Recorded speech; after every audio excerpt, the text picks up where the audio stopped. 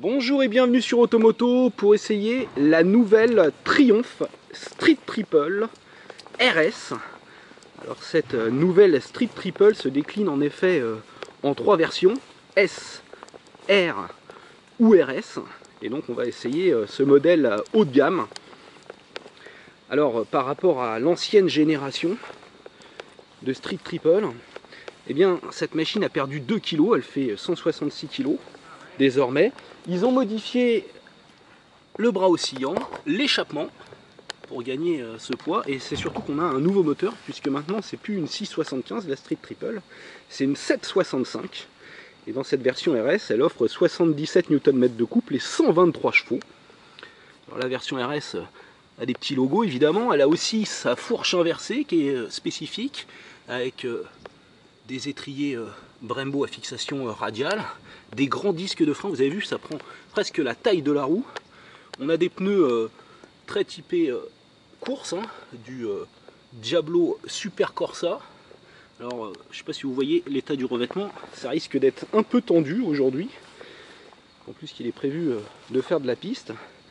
Alors cette RS a aussi un capot de selle spécifique, une selle surpiquée qu'on peut voir ici. J'aime bien le principe des rétros intégrés au guidon. Puis vous avez vu, on a du beau matériel sur cette version RS avec des freins réglables.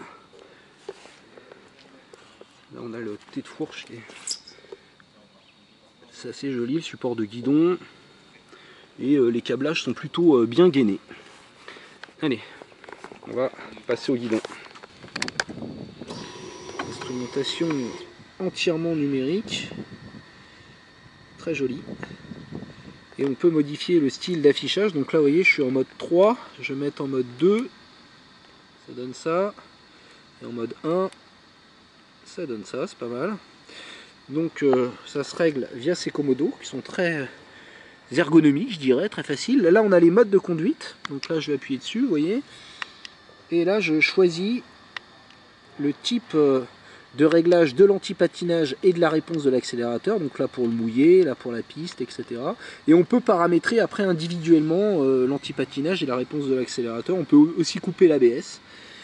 On va tout de suite mettre le contact. Alors j'ai qu'une main, désolé. Oh, embrayer à gauche, on va appuyer sur le contact. On entend toujours siffler le 3 cylindres, mais moins qu'avant.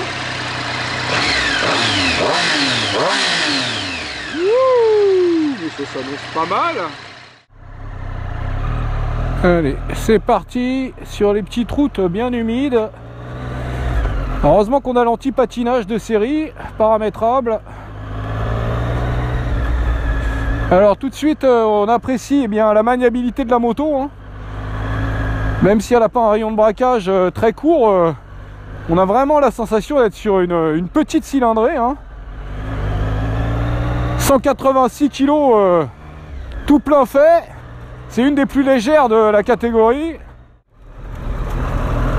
Là on est dans un petit village, regardez, je roule en 6e à 30 à l'heure, pas le moindre à-coup, et si j'accélère ça repart tranquille. Alors c'est ferme, mais on sent qu'on a des suspensions de qualité, ça en casse bien les chocs même à faible allure. Et là on est sur voie rapide. Alors écoutez le bruit quand on double. Même à haute vitesse on entend bien le son à l'admission qui a été bien travaillé. En revanche à vitesse stabilisée on a un peu de fourmillement dans le guidon qui peuvent être un peu gênants sur long trajet. Et bien sûr on n'a aucune protection. Et nous voici sur le circuit de Catalogne. On a beaucoup de chance parce qu'on a le soleil et une piste sèche. C'était pas gagné ce matin. Et donc là on a tout ce qui va bien. Les couvertures chauffantes pour les pneus. Les réglages de suspension qui ont été adaptés pour la piste. Donc là le Links à l'arrière et puis là on voit la fourche. Voilà, ils ont fait les setups qui vont bien. Mais on est toujours sur nos motos avec lesquelles on a fait de la route, donc c'est les motos en configuration d'origine. Et là on peut voir un modèle R accessoirisé Alors la R sera accessible à partir de 10 200 €. Et elle sera aussi disponible en version rabaissée pour les petits gabarits. Et là, sur cette version accessoirisée, eh bien, on peut voir qu'on a un petit capot de selle à l'arrière. On a une protection aussi, vous voyez, du bras oscillant. Le pot à eau, très joli. Alors vous voyez, l'amortisseur arrière, c'est pas le même que celui de la RS. Les pneus sont pas les mêmes non plus. Et la fourche reste réglable, mais ce n'est pas la même. Les freins aussi sont pas aussi gros, mais bon, ça reste quand même du Brembo 4 pistons à fixation radiale, donc ça suffit, je dirais, largement au quotidien, du moins pour un usage routier. Maintenant, on va prendre la piste. Allez, me voici sur circuit. On a de la chance, il fait beau, la piste est sèche. Alors, interdit de se moquer, hein, parce que moi je suis pas un spécialiste du circuit, j'ai très peu d'expérience. Mais là, la piste est large et belle. Donc on va mettre la visière. Et c'est parti. Alors, le fait que la moto soit légère, c'est vraiment top. On la bascule assez facilement. Et on a toujours de la niaque, hein, le moteur. Là je suis à 7000.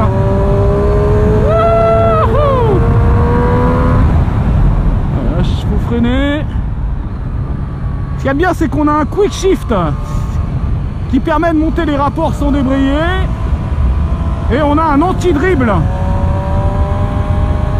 qui évite de bloquer la roue à la décélération.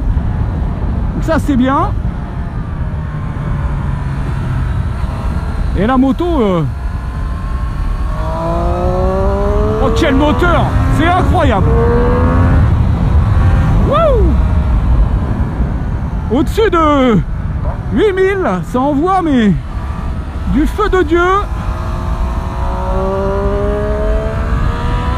Alors le fait qu'elle soit légère, par contre, elle est sensible au transfert de masse.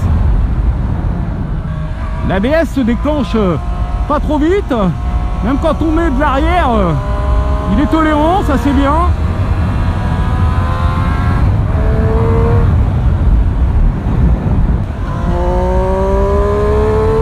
Le bruit est vraiment super sympa, hein. Je sais pas si vous entendez bien le bruit avec la vitesse dans le casque et le vent. On a vraiment une poignée de gaz très réactive.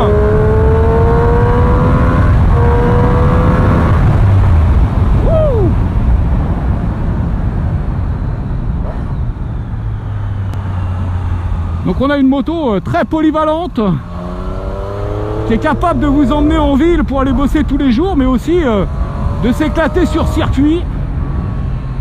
Donc ça vaut 11 600 €, ce qui n'est pas donné, hein, pour une 765.